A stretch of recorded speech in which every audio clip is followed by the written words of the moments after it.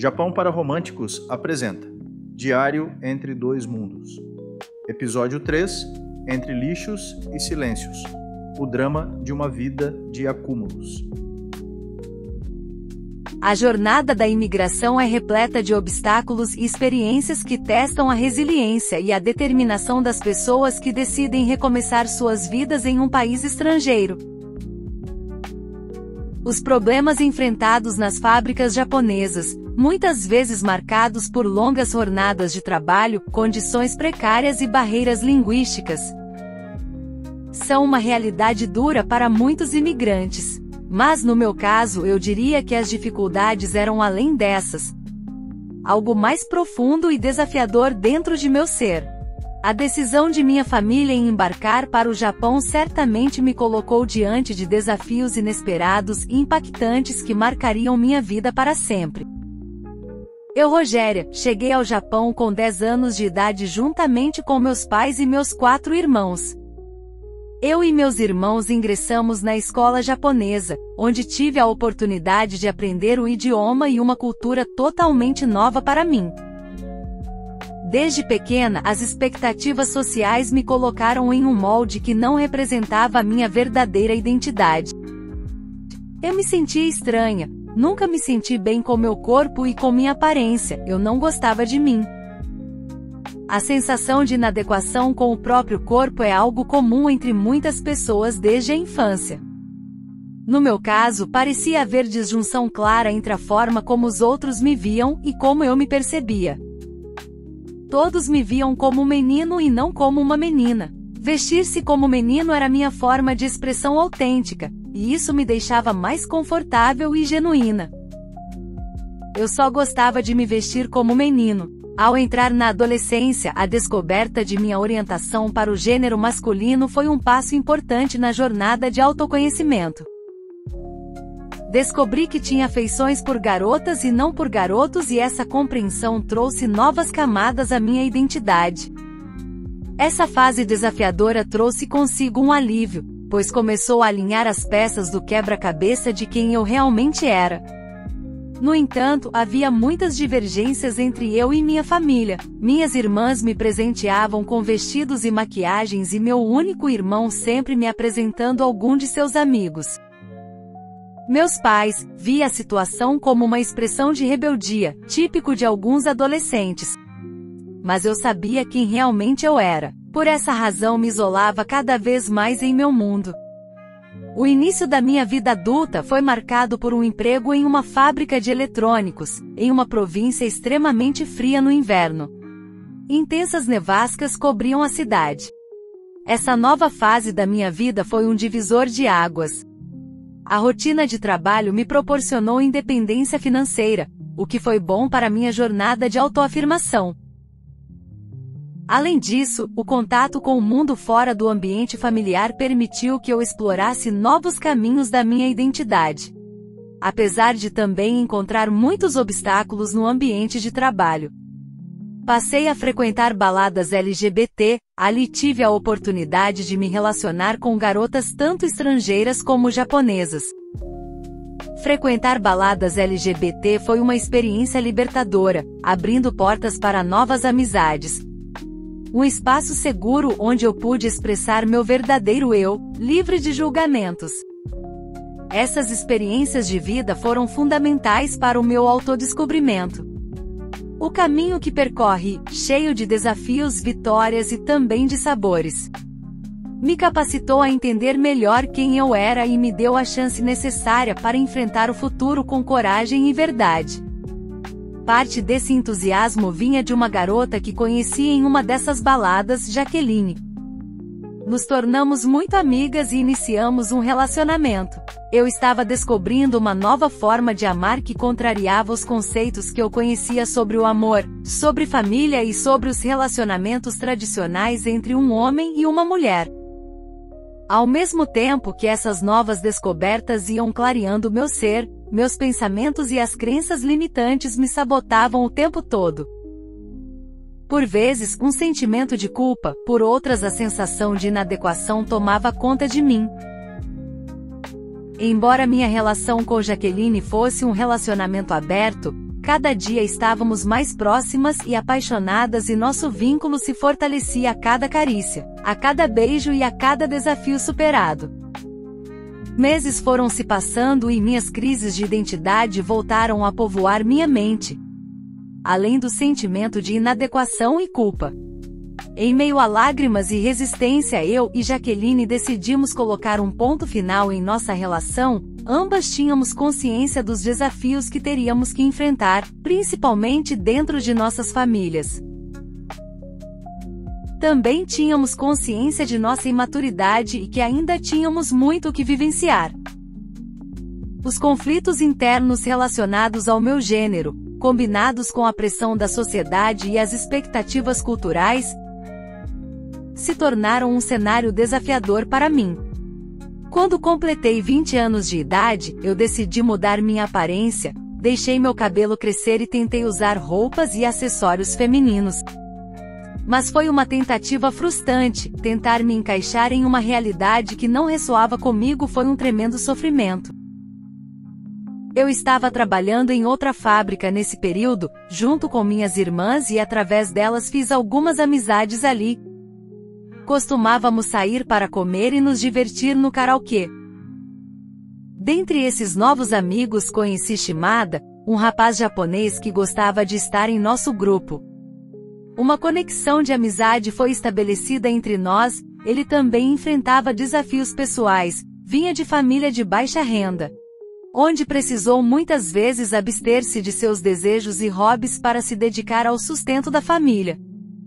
Seu pai adquiriu uma doença autoimune, ficando impossibilitado de prover o sustento da família.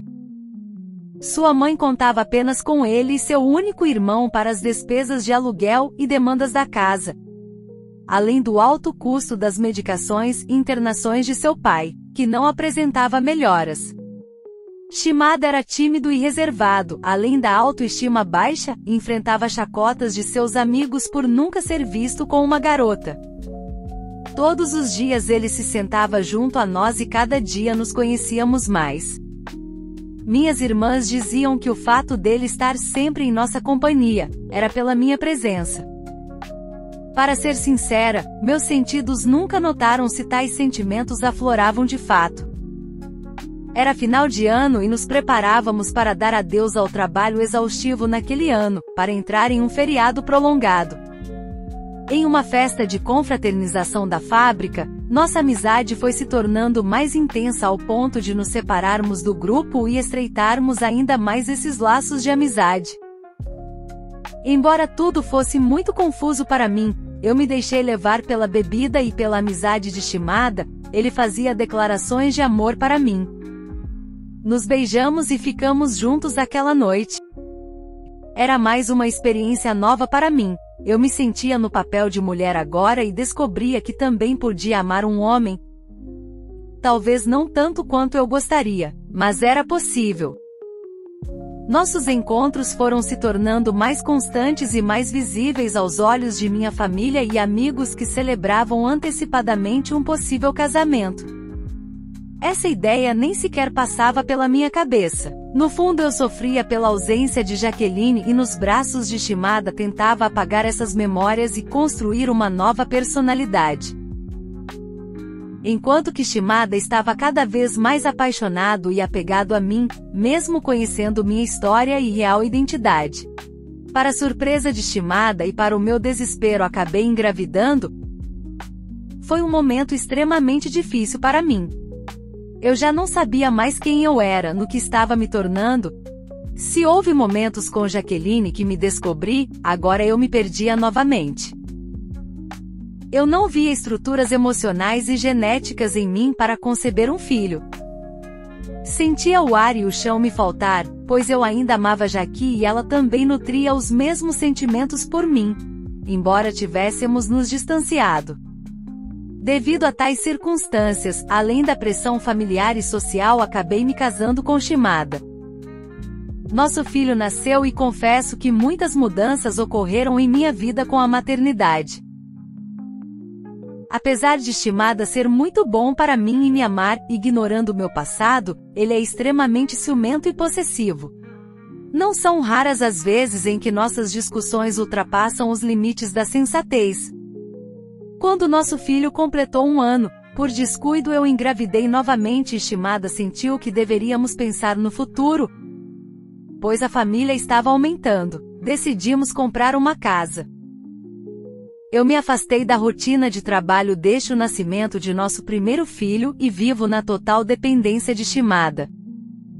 Nosso segundo filho nasceu e agora as despesas aumentavam, e para piorar ainda mais, eu passei a consumir bebidas alcoólicas com mais frequência e por passar todo o tempo em casa adquiri o vício de jogar games no intuito de me distrair.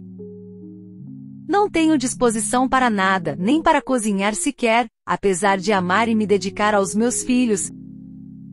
Me sinto completamente desmotivada, sem perspectivas, me sinto um lixo, tal como a minha casa se tornou. As brigas e a implicância com Shimada se tornaram constantes, resultando em agressões verbais e físicas. Shimada sabe que sofro por sufocar minha verdadeira identidade e por mais que tente me fazer feliz, no fundo ele sabe que todas as suas tentativas são inúteis. Ele também sofre com as pressões no trabalho, com as prestações da casa, com a perda do pai e por ver sua mãe idosa ainda ter que trabalhar. Mesmo após o nosso casamento e o nascimento de nossos filhos eu ainda me visto como homem. Shimada diz não se importar, mas percebo a tristeza e o desconforto que permeia seu semblante quando raras vezes, estamos na companhia de seus amigos e esposas. Sei que minha aparência masculina e meu modo de ser sempre foi algo notório desde minha infância. Meu estereótipo masculino incomoda seus amigos. Ainda que não falem abertamente, vejo em seus rostos o ar de repugnância e sarcasmo. Eu me sinto profundamente triste por causar esse desconforto em Shimada, e às vezes, sinto raiva de mim e da minha existência. Em momentos de intenso desequilíbrio já atentei contra minha vida várias vezes. Tenho cicatrizes nos pulsos, na garganta, além das cicatrizes na alma por viver em um corpo que não ressoa comigo. Atualmente temos 3 filhos entrando na adolescência que amo muito, são eles a força que me sustenta a manter o casamento e superar o amor e a saudade de Jaqueline. Nessa minha trajetória acabei me tornando alcoólatra, além do vício em games, passei a ter depressão, nunca mais trabalhei fora, nem mesmo em casa tenho cumprindo com meus afazeres. Minha casa se tornou praticamente um depósito de lixo, me tornei acumuladora. No Japão a facilidade com que se troca e descarta objetos nos fez, ao longo dos anos, adquirir muitos objetos. Roupas e quinquilharias nos brechós e meu apego excessivo aliado à minha desmotivação fez de mim uma pessoa acumuladora. Já me disseram que o ambiente caótico e desorganizado é um reflexo do tumulto emocional e da baixa autoestima que eu enfrento. O isolamento, o hábito de me embriagar e a dificuldade de sair de casa é um sofrimento psicológico que eu vivencio diariamente. A porta de minha casa é a entrada para um submundo que nunca imaginei viver. O acúmulo de lixo percorre todos os cômodos, a partir da entrada chegando ao teto. Meus filhos nasceram e sobrevivem em meio a esse caos, sem espaço para brincar e sem as devidas condições de higiene. Shimada também é acumulador e tudo foi acontecendo sem que nos dessemos conta. Minha casa mais parece um labirinto de memórias sufocadas, um verdadeiro lixão sentimental. Pilhas de roupas velhas espalhadas pelos cantos, caixas acumuladas, embalagens vazias, restos de comidas esquecidas se misturam a garrafas de bebida alcoólica.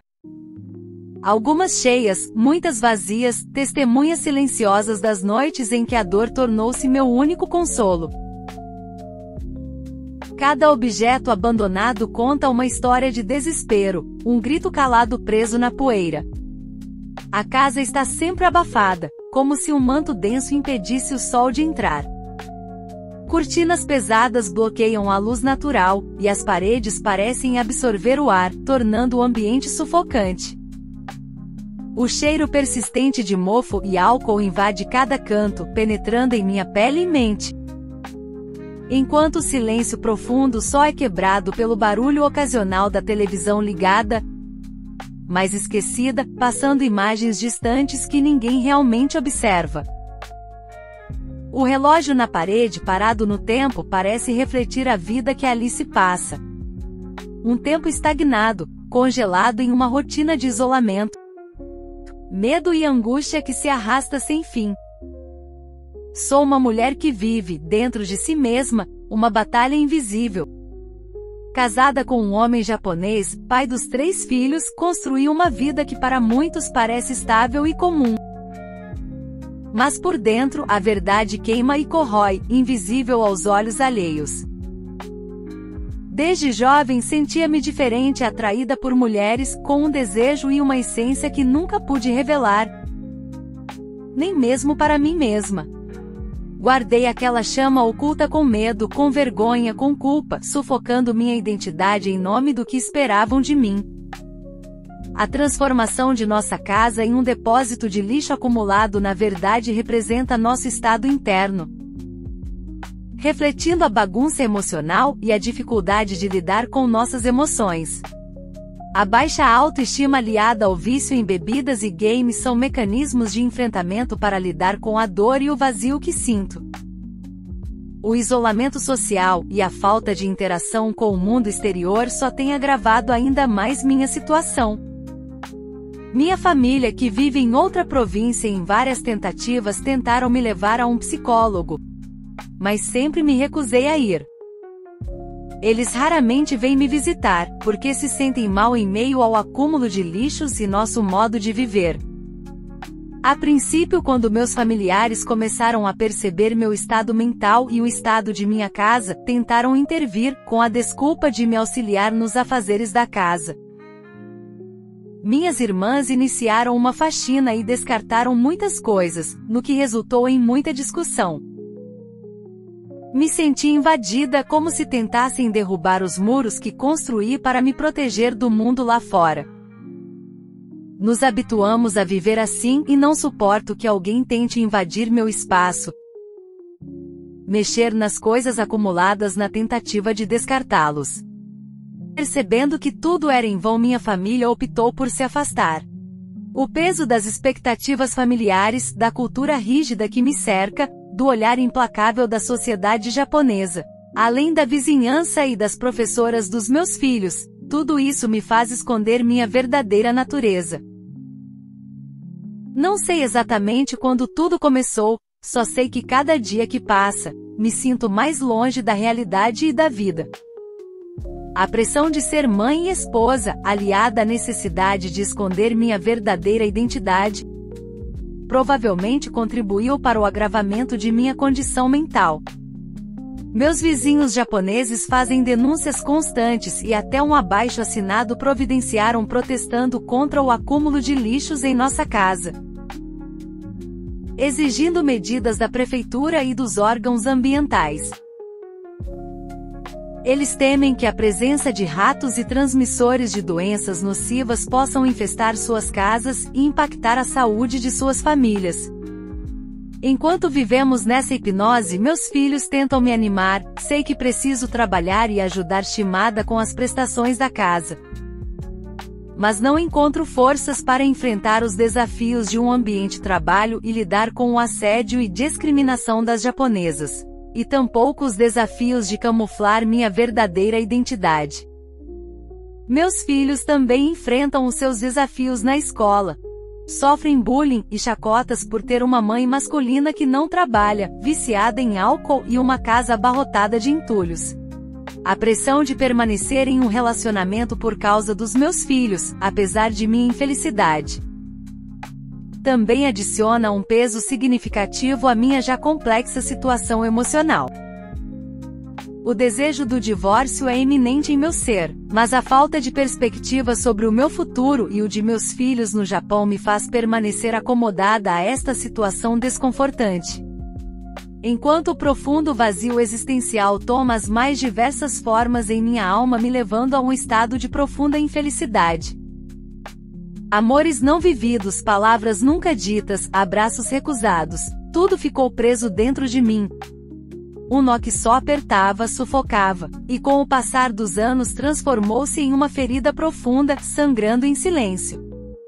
O casamento, que podia ser um porto seguro, tornou-se uma prisão invisível. Shimada, meu marido, é um homem bom, trabalhador, dedicado à família. Mas que vejo nele um estranho, alguém que compartilha a casa, os filhos. Mas jamais meus segredos mais profundos. Ele me ama a seu modo japonês, também com suas deficiências emocionais não tratadas. Mas não conhece a dor de uma alma masculina ter que viver em um corpo feminino. Eu me mantenho vestida como quem vive a fantasia de um baile de máscaras, interpretando um papel que me exaure, sacrificando minha natureza para sustentar uma imagem. Isso quando tenho que ir à escola de meus filhos ou participar obrigatoriamente de reuniões de associação de bairro com a vizinhança, ou ir com Shimada fazer compras no supermercado. É extremamente desconfortável, coisas que só acontecem pelo menos uma única vez ao mês. A bebida se tornou minha fuga, meu refúgio temporário da tristeza que me consume a alma. Aos poucos, sem se dar conta, me transformei numa acumuladora, não apenas de objetos, mas de dores, de silêncios, de máscaras. Minha casa, meu corpo e minha mente refletem o caos desordenado, onde nem mesmo eu me reconheço mais. No espelho vejo um homem cansado, em um corpo de mulher, já envelhecido não só pelo tempo, mas pelas escolhas negadas e pelos sonhos enterrados.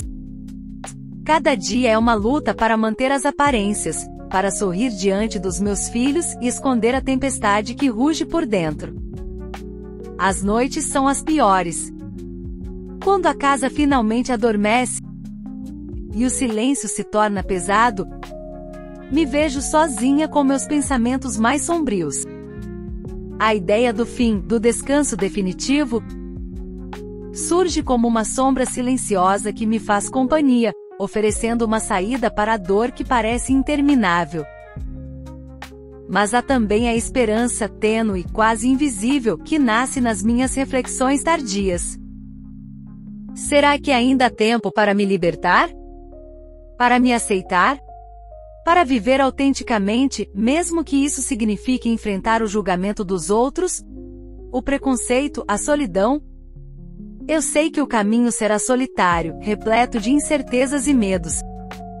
Mas a ideia de continuar vivendo uma mentira é ainda mais insuportável. O conflito entre o amor pelos meus filhos, o respeito por mim mesma e a necessidade de ser verdadeira para comigo mesma cria um turbilhão emocional que só quem vive pode entender.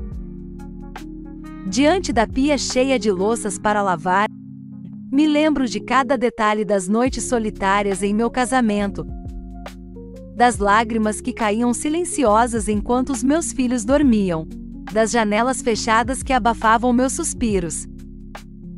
O som da garrafa sendo aberta, o cheiro do álcool misturado ao cheiro de mofo da casa, tudo isso compõe um cenário de desespero e luta. Mas ao mesmo tempo as noites também sempre foram meus momentos de alívio, pois meu esposo sempre trabalhou no turno da noite. Eu apenas contemplo a pia cheia de louças, sem motivação para lavar, mesmo não tendo mais talheres limpos para usar. Então decido mudar de cenário, vou para a sala, ligo a TV, em meio às roupas espalhadas pelo chão, as pilhas de papel amassado com palavras que nunca foram escritas, os desenhos infantis dos meus filhos grudados na parede encardida, pequenos fragmentos de uma vida que eu tento salvar, mesmo quando o desespero ameaça me dominar. Olho para a TV, como se estivesse assistindo minha própria vida, que se desenrola em meus pensamentos. Lembro-me da primeira vez que percebi que era diferente, e na confusão dos sentimentos quando me sentia deslocada, além da vergonha que me silenciou. Eu tentei ser uma mulher. Esta é a história de uma alma invisível para o mundo, mas cujos sentimentos são tão reais e profundos quanto os de qualquer outra pessoa. Te convido a refletir sobre as suas dores escondidas no Japão, as máscaras sociais que os mantêm, o preço de negar a si mesmo para pertencer a uma sociedade hipócrita e uma comunidade brasileira cruel. Porque no final, a maior prisão está dentro de nós e a maior coragem é olhar para si mesmo, despir-se das máscaras e finalmente viver. E você, caro ouvinte, já parou para pensar nas prisões invisíveis que carrega? Quantas vezes escondeu partes de si mesmo para agradar, para sobreviver no Japão? Será que você dança em um baile de máscaras constantemente? Esta é a jornada de muitas pessoas invisíveis no Japão, assim como eu, mas com histórias que merecem ser ouvidas. Japão para Românticos apresentou Diário entre Dois Mundos. Obrigada por assistir. Se você ainda não se inscreveu em nosso canal, se inscreva para receber as notificações dos próximos episódios. Até mais! Nos vemos no próximo episódio.